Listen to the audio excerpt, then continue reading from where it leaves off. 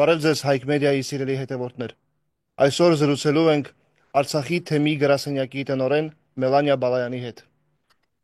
Բարև ձեզ Տիկին Բալայան, նախ թույլ տվեք շնորհակալություն հայտնել ձեզ մեզ հետ զրույցի հրավերն ընդունելու համար։ Ձեր թույլտվությամբ սկսենք մեր զրույցը։ Բարև ձեզ, իրականում ես եմ շնորհակալ հարցազրույցի համար։ Տիկին Բալայան, մենք մեր տաղավարում գոնե վերջին 1 տարվա ընթացքում բազմիցս անդրադարձ ենք կատարել 2020 թվականից հետո Արցախում եւ Արցախի կորստից հետո տեղի ունեցած իրադարձությունների մասին։ Անդրադարձ ենք կատարել, որովհետեւ այսօր Արցախի հարցը հայ ժողովրդի ամենաօրակարգային հարցն է եւ մեր ա, թիվ 1 խնդիրն է։ Տիկին Բալայան, Արցախի ցավալի կորստից հետո վեհապար հայրապետի օրհնությամբ պահպանվեց Արցախի թեմը եւ Արցախի թեմի պահպանումը դարձավ երևի թե ազդակ ամբողջ աշխարհին, որ մենք չենք հրաժարվում Արցախից եւ մենք շարունակելու ենք պայքարել Արցախի վերադարձի համար։ Ստեղծվեց Արցախի թեմական խորհուրդը, Արցախի թեմի գրասենյակը, ինչը կարծում եմ այս խառնակ օրերի մեջ ամենալուսավոր կետերից մեկն էր, որովհետև Արցախի թեմի պահպանմամբ մենք ունեցանք մի կետ, որտեղից կարող ենք մեկնարկել մեր վերադարձի ճանապարհը։ Ես ուզում եմ, որպեսզի դուք մանրամասն ներկայացնեք թեմական խորհրդի, թեմի գրասենյակի գործունեությունը, առանցքային ինչ խնդիրների շուրջ եք աշխատում, ինչ աշխատանքներ են կատարվում եւ ինչ սպասելիքներ կան։ Շնորհակալություն, իրականության մեջ շատ ճիշտ նշեցիք, որ այս վերջին մեծ ողբերգությունից հետո մեր ժողովուրդը միանգամայն հայտնվել է դժվարին, ես կասեի, ծանրագույն կացության մեջ եւ այնուհանդերձ մենք պիտի հասկանանք, որ ցանկացած իրավիճակում պետք է եւ մենք պարտավոր ենք պարզապես ճիշտ եզրահանգումներ կատարել եւ փորձել հնարավորինս մեր ջանքերը կենտրոնացնել, համախմբել, որպեսզի կարողանանք իրականության մեջ այն մեծ այսպես կորուստները, որ մենք ունեցանք, փորձենք այդ կորուստներից հետո վերագտնել եւ ճիշտ ճանապարհի վրա կանգնել։ Սա իհարկե դժվար է, բայց եւ այնպես մենք այս ուղղությամբ կարելի ասել քայլեր ձեռնարկվում են։ Եվ այո, դուք ճիշտ եք, թույլ տվեք ասել, որ յուրաքանչյուր հայի, առավելապես յուրաքանչյուր արցախցու առանձնապես ես կշեշտեի,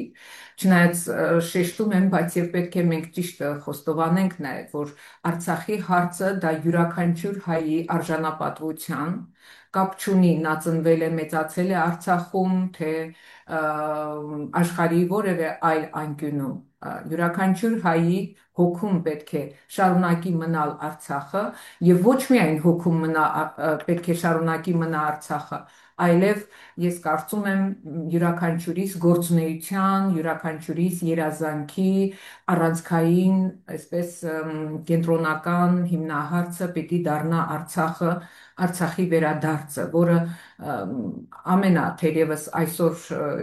մեր բոլորիս այսպես ասած մտահոգության ամենաառանցքային հիմնախնդիրն է եւ մեր գործնեության հիմնական բոլոր այսպես ասեմ, կետերը նպատակամղված են հենց դրան։ Եվ ինչպես դուք ճիշտ նշեցիք, այո, Արցախի թեմը վեհապար հայրապետի կողմից պահպանվեց եւ շարունակում է այսօր էլ գործել Հայաստանում եւ համենայն դեպս այսօր թեմի հիմնական, ես կասեի, առաջին գերխնդիրը Արցախահայությանը համախմբելն է եւ Արցախահայությանը սատարելն է հնարավոր բոլոր տարբերակներով եւ այս իմաստով թեմը անում է առավելագույնը տարբեր դա կարող է արտահայտվել ամենատարբեր ձևերով, դա կարող է արցախցիների հետ հանդիպումներ, արցախցիների հիմնախնդիրների արձանագրում, որպեսզի կարողանա թեմը հնարավորինս, ինչպես ասում են, իր ուշադրության կենտրոնում պահել մեր ժողովրդի, մեր ժողովրդին հուզող հիմնախնդիրները, մեր ժողովրդի, այսպես ասեմ, ընդհանրապես ներկա իրավիճակում նրան աջակից լինելու, նրա կողքին լինելու, նրան առաջնորդելու ամենատարբեր առումներով թեմը համենայն դեպս գերլարված այս պայմաններում փորձում է աշխատել այս ուղղությամբ։ Եվ այո, ստեղծվեց նաև թեմի գրասենյակը եւ այս ընթացքում համենայն դեպս մենք արդեն կարելի ասել 1 տարի է, ինչ գործում է նաև գրասենյակը եւ այս 1 տարվա ընթացքում մենք փորձել ենք փաստորեն հնարավորինս տարբեր ուղղություններով աշխատանքներ կատարել։ Թերևս ամենակարևոր եւ առանցքային գրասենյակի համար ես կասեի ամենաառանցքային խնդիրներից մեկը մեր պատմամշակութային ժառանգության վերաբերյալ ողջ տեղեկատվության հավաքագրումն է եւ ինչպես գիտեք այսօր մեր հայրենիքում ամեն րոպե մենք ականատես ենք լինում տարբեր խողովակներով, տարբեր ճանապարհներով մեզ լուրեր են հասնում ամեն րոպե ոչնչացվող մեր պատմամշակութային ժառանգության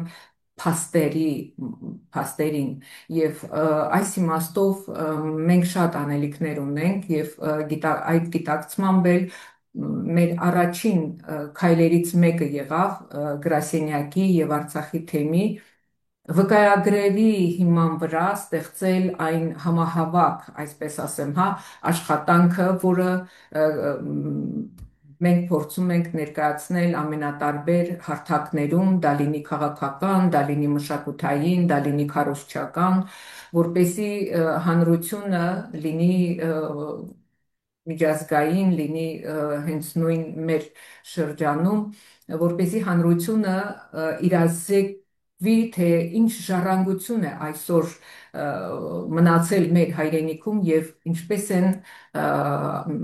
այդ ժառանգության նկատմամբ ինչպիսի վերաբերմունք է դրսևորում այդ տարածքը բռնազավթած եւ քաղաքակիրթ աշխարհում, այսպես ասեմ, իրեն ճակերտավոր իհարկե քաղաքակիրթ ներկայացնող պետությունը հանձինս Ադրբեջանի եւ այս իմաստով մենք արդեն ստեղծել ենք առաջին, այսպես ասեմ, կարևոր աշխատանքը դա Արցախ նյութական մշակույթի հուշարձաններ անգլերեն լեզվով պատրաստված երկհատորյակն է, որը շուրջ 1120 էջի վրա, այսինքն դա նաև առաջին փորձն է ներկայացնելու Արցախի համահավաք մշակութային ժառանգությունը եւ ներկայացնելու քաղաքակիրթ, այսպես ասած, աշխարհին, որ մենք դա համամարտկային ժառանգություն է եւ դրա պահպանությունը բոլորի նաև պատասխանատվության հարցն է։ Թե որքանով կհաջողվի մեզ նաև այս ճանապարհով, այսինքն քարոզչության, տեղեկատվության տարածման շնորհիվ, ինչպես ասում են, նպաստել մեր պատմամշակութային ժառանգության պահպանմանը, ես իհարկե դժվարանում եմ ասել, բայց եւ այնպես պետք է մենք բոլորս մեր ջանքերը կենտրոնացնենք նաեւ այդ ուղղությամբ, որպեսզի հանրությունը հասկանա։ Իսկ դուք գիտեք, որ նաև այս ուղղությամբ Ադրբեջանը մի կողմից ոչնչացնում է մեր պատմամշակութային ժառանգությունը, բայց մյուս կողմից տարբեր հարթակներում փորձում են ներկայացնել, որ հայերը ընդհանրապես որևէ առնչություն չունեն այդ ժառանգության հետ եւ ավելին այսօր իրենց, ինչպես ասում են, ուշադրության առանցքային խնդիր են դարձրել նաև ներկայիս Հայաստանի Հանրապետության տարածքը եւ Հայաստանի Հանրապետության տարածքում գտնվող ժառանգությունը, այնպես որ անելիքները շատ են եւ մենք պետք է փորձենք առավելագույնը այս ուղղությամբ կատարել։ Իդեպ դա այսինքն երկհատորյակի ստեղծումը ինքնանպատակ չէր եւ դա միակը չէր, որ այս ընթացքում Արցախի թեմի եւ գրասենյակի կողմից փաստորեն իրականացվել է։ Մենք արդեն նախապատրաստել ենք նաև Արցախ վտանգված ժառանգություն խորագիրը կրող ցուցահանդես, որը որ մենք մոտ ժամանակներս նորից կներկայացնենք հանրության դատին, ցուցահանդեսին ուղեկցող նաև պատմափաստավավերագրական տեսաֆիլմն է ստեղծվել, իդեպ նաև այդ ուղղությամբ ստեղծվել է հենց ցուցահանդեսը բովանդակող պատկերագիրքը։ Եվ օգտվելով առիթից ես ուզում եմ նաև հատկապես շեշտել բոլոր այս աշխատանքների, ինչպես ասում են, ստեղծման եւ առհասարակ մեր գրասենյակի գործունեության համար, հա, դիալոգ կազմակերպությանը, նրա ղեկավար պարոն Յուրի Նավոյանին, ում աջակցության շնորհիվ հնարավոր եղավ բոլոր այս աշխատանքները, ինչպես ասում են, կենտրոնացնել, համակարգել եւ ավելի գործնական ընթացք ապահովել այդ աշխատանքներին։ Տիկին Վալյան, դուք անդրադարձ կատարեցիք վտանգված հոգևոր մշակութային մեր ժառանգության մասին, իսկապես մենք գրեթե ամեն օր տեսնում ենք կադրեր, տեսանյութեր օկուպացված Արցախից, թե ինչպես է Ադրբեջանը կամ վերացնում նրանք կամ փորձում ներկայացնել որպես ոչ հայկական հոգևոր մշակութային ժառանգություն։ Ես կուզենայի հարցս այսպես ձևակերպել։ Վստահ եմ, թեմի գրասենյակը փորձում է նաև այս խնդրի շուրջ աշխատանքներ կատարել միջազգային տարբեր կառույցների հետ, փորձելով ինչ-որ չափով կանխել։ Ինչպիսի արձագանքներ են լինում միջազգային կառույցներից, ինչ դիրքորոշում ունի աշխարհը այս հարցի շուրջ։ Այո, դուք ճիշտ եք, եւ պետք է նաեւ ես հատկապես շեշտեմ, որ այս ողջ ժամանակա ընթացքում մեր Արցախի թեմի առաջնորդ Վրդանես եպիսկոպոս Աբրահամյանը բազմաթիվ հանդիպումներ է ունեցել նաև արտերկրում տարբեր կազմակերպությունների հետ հանդիպումների ընթացքում փորձել է ներկայացնել իրական այն փաստերը, որոնք կատարվել են մեր հայրենիքի հետ, որոնք տեղի են ունեցել մեր ժողովրդի հետ, ցեղասպանական այդ քայլերը եւ պետք է խոստովանել, որ երբ որ մենք ներկայացնում ենք այդ ճիշտ ըմբռնումը տեսնում ենք եւ նաեւ իդեպ պիտի շեշտեմ, որ մեր գրասենյակ, այսինքն թեմակալ առաջնորդը հենց թեմի գրասենյակում եւս բազմաթիվ հանդիպումներ է ունեցել, ինչպես դուք նշեցիք ձեր խոսքում, տարբեր երկրներից ժամանած տարբեր կազմակերպությունների ներկայացուցիչների հետ Եվ բոլոր այդ քննարկումներում մենք փորձում ենք ներկայացնել իրականությունը եւ կարծես այդ իրականությունը նաեւ ընկալելի է դառնում եւ դրա հավաստիքը ես կարող եմ ասել հենց ինչպես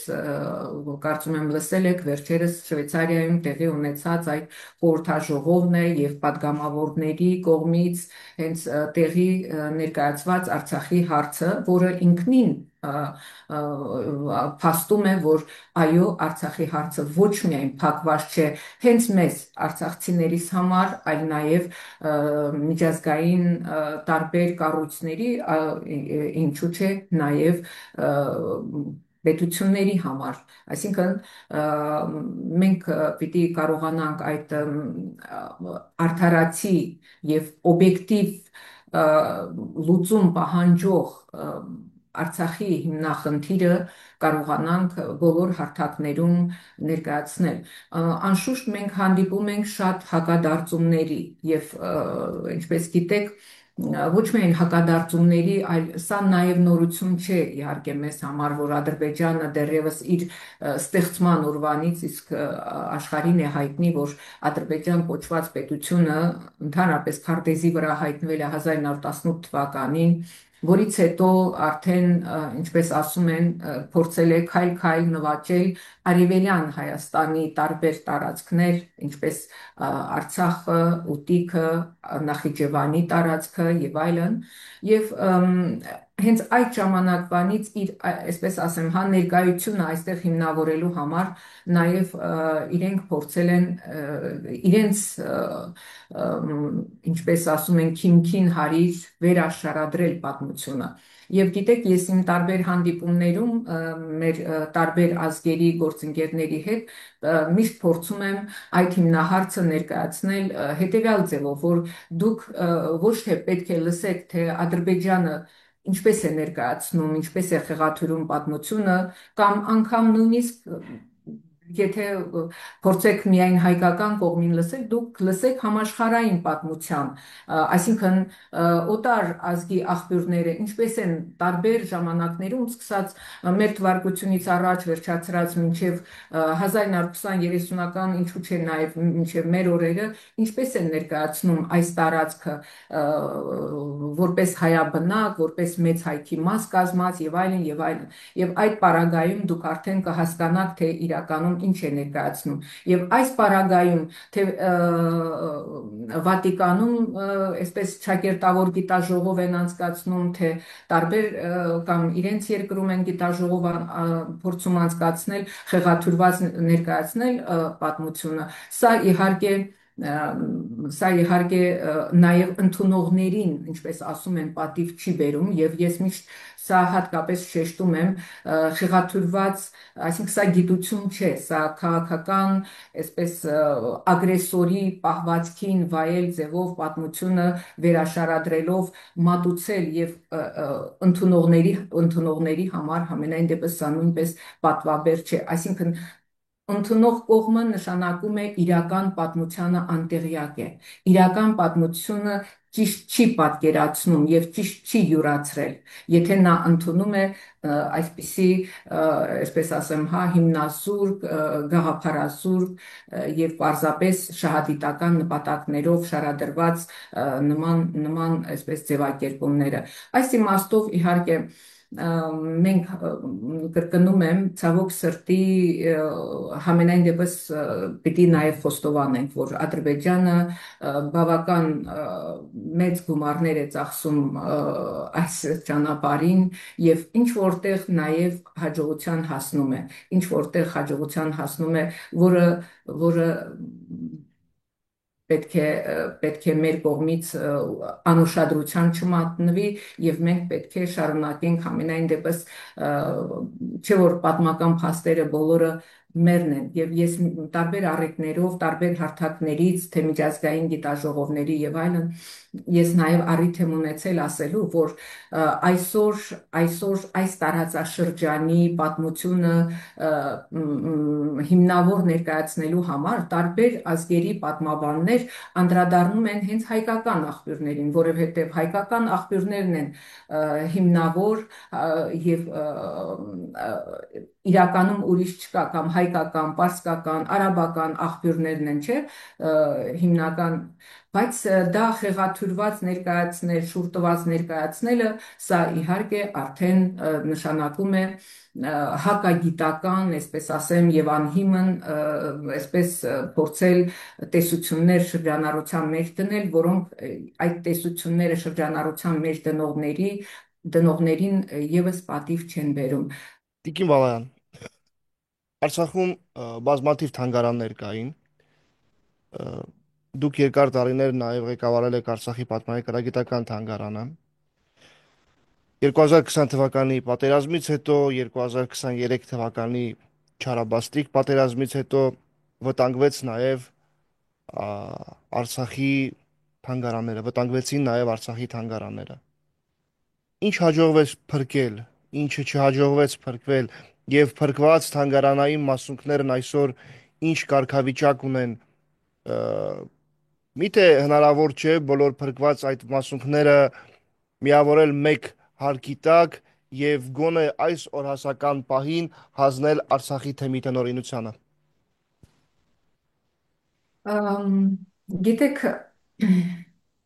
շատ ցավոտ հարց եք բարձրացնում։ Այո, ես, ինչպես ասում են, իմ աշխատանքային կենսագրության միայն 22 տարիները փաստորեն նվիրել եմ Արցախի պետական պատմաերկրագիտական թանգարանի աշխատանքները, այսպես ասեմ, հա, կազմակերպելուն։ Եվ ես մշտապես համենայն դեպս այդ ժամանակահատվածը համարում եմ իմ աշխատանքային կենսագրության ամենաերանելի եւ ամենաբովանդակալից ժամանակահատվածը, որովհետև պատիվ եմ ունեցել առնչվելու, պատիվ եմ ունեցել շոշափելու, ապրելու, տեսնելու բազում դարերի ընթացքում մեր ժողովրդի ստեղծած այդ արժեքները, որոնք իրական գանձեր են, որովհետև իրենց մեջ պարունակում են մեծ տեղեկատվություն։ Դրանք մեր նախնիների ստեղծածն են, հետևաբար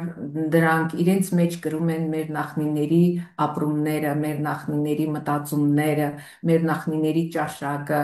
եւ այլն, այսինքն իրենց գաղափարները, իրենց հավատքն է ամփոփված այդ արժեքների մեջ։ Եվ դուք պատկերացնում եք, որ մենք այսօր զրկվել ենք նաև այդ արժեքներից հիմնական մասով։ Եվ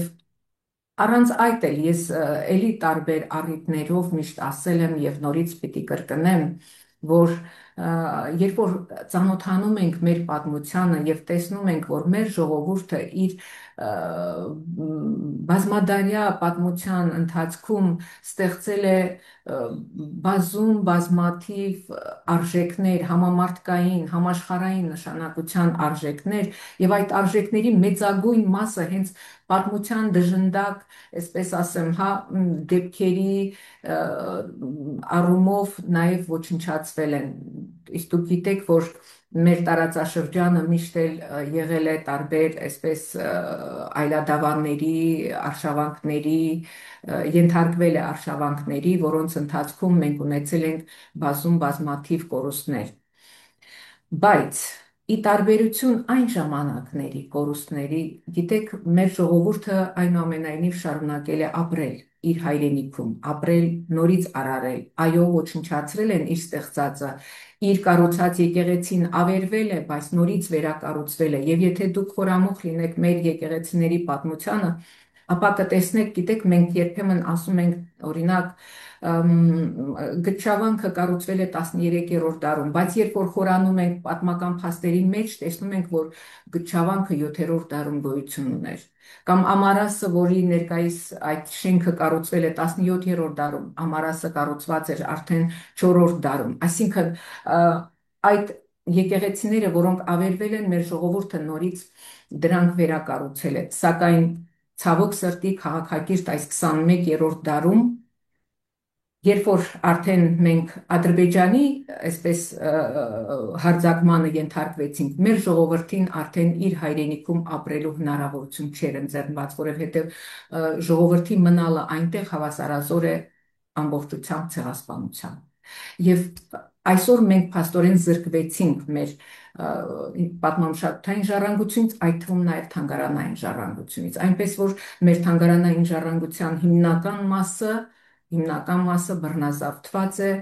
Եթե առանձին անհատների նախաձեռնությամբ որոշ ինչ-որ մասունքներ փրկվել են,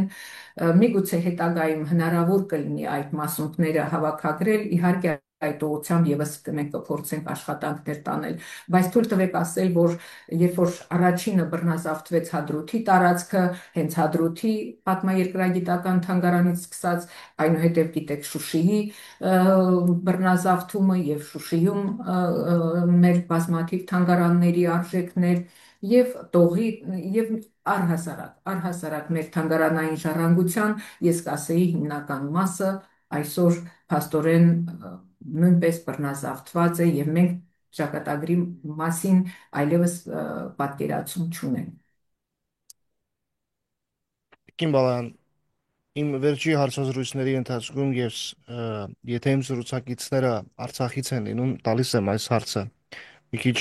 զգայուն, մի քիչ նուրբ, մի քիչ բարդ հարց է, այդուհանդերձ նաև ձեզ պիտի տամ։ Որպես Արցախում ծնված մարդ, որպես Արցախում երկար տարիներ աշխատանքային գործունեություն ծավալած մարդ, քաղաքացի, ինչպես եք տեսնում Արցախի վերադարձը։ Եթե մի կողմ թողնենք բոլոր զգացմունքային հատվածները։ Շնորհակալություն հենց հարցի նման ձևակերպման համար։ Ես համենայն դեպս հարցին այո, ճիշտ եք, զգացական կողմը մի կողմ կդնեմ եւ կպատասխանեմ իմ մասնագիտական տեսանկյունից, հա, որպես պատմաբան։ Երբ որ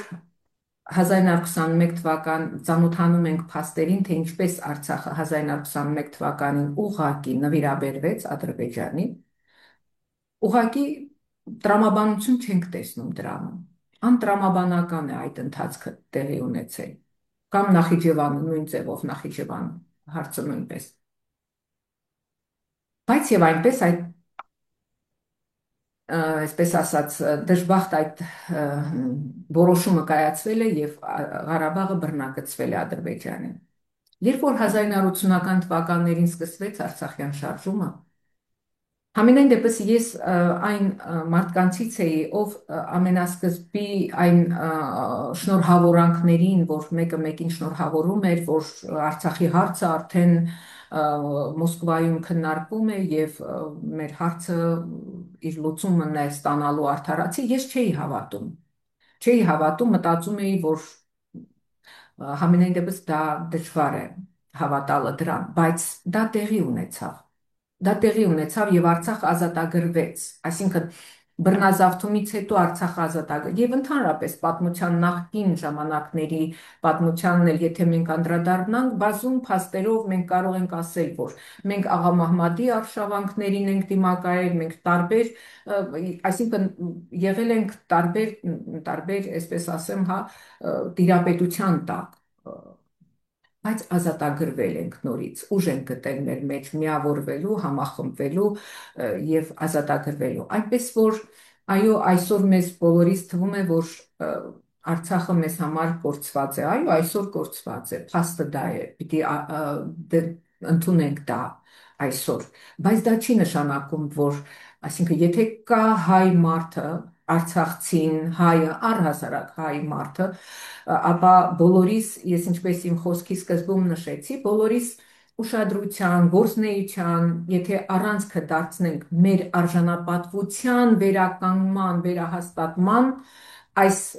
սուրբ իրողությունը, ուրեմն այս պարագայում Արցախը նորից կարող ենք վերադարձնել, այնպես որ դա մեզանից է կախված։ Ադրբեջանը զրկված էր, հա, Արցախից 30 տարի շարունակ, բայց Ադրբեջանը իր առջև խնդիր դրեց եւ նորից տիրացավ Արցախին։ Ուրեմն մենք պետք է չհաշտվենք դրա հետ եւ նորից մեր ազգային արժանապատվության համար, հանուն մեր ազգային արժանապատվության նորից օբյեկտիվորեն, արդարացիորեն վերադարձնենք Արցախ։ Շնորհակալություն բավականին գեղեցիկ հարցազրույցի համար, Տիկին Բալայան։ Եվ վերջում ես կուզենայի, որ դուք ձեր խոսքն ուղեիք ինչպես աշխարհասփյուր հայությանը, այնպես էլ Հայք մեդիայի բազմահազարանոց լսարանին, ասելով, թե այս օրերին որտեղ կուզենայիք տեսնել հայկական սփյուռքի գործուն մասնակցությունը։ Իրականում ես եմ շնորհակալ հրավերի համար եւ ես առհասարակ հայ մարդուն անկախ նրանից, որտեղ է ապրում հայը, առաջի հերթին ես նրան ցանկանում եմ առողջություն, ողջախոհություն, ողջախոհություն նաև հավատարիմ մնալու իր ազգային արմատներին եւ մաղթում եմ մեր բոլոր մեր հայությանը, հայերին նաև իհարկե խաղաղություն եւ տա Աստված, որ մենք գոնե գոնե այսուհետ լինենք միասնական մեր ազգային գաղափարի շուրջ Հայաստանի իսկ ազգային գաղափարը ես համարում եմ մեր հայրենիքի շուրջ միասնություն եւ բոլորին իհարկե հաջողություն։ Իսկ Հայք մեդիային իհարկե ես նույնպես ցանկանում եմ, դուք շատ մեծ գործ եք իրականում կատարում, այն քարոզչությունը, այն տեղեկատվությունը, որ ձեր միջոցով է քարոզվում, նաև դրսում ապրող հայության շրջանում, սա իրականության մեջ ես կասեի, որ անգնահատելի է իրոք դա եւ ես ձեզ նույնպես ցանկանում եմ հաջողություններ ձեր աշխատանքի մեջ միշտ միշտ մնացեք այդպիսին եւ ես համոզված եմ, որ մենք բոլորս միասին կհասնենք Շնորհակալություն Տիկին Վահան։